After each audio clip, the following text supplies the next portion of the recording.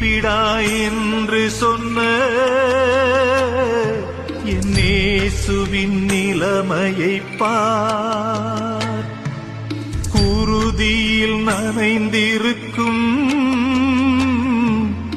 இயேசுவின் முகத்தினைப் பார். பிலாத்துவின் முன்னே அநீதியின் தீர்ப்பிலே அமைதியில் நிற்பதைப் பார். பிலாத்துவின் முன்னே அநீதியின் தீர்ப்பிலே அமைதியில் நிற்பதைப் பார். கல்வாரி சிகரமதில்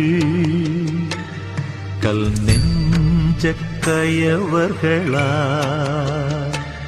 கல்வாரி சிகரமதில்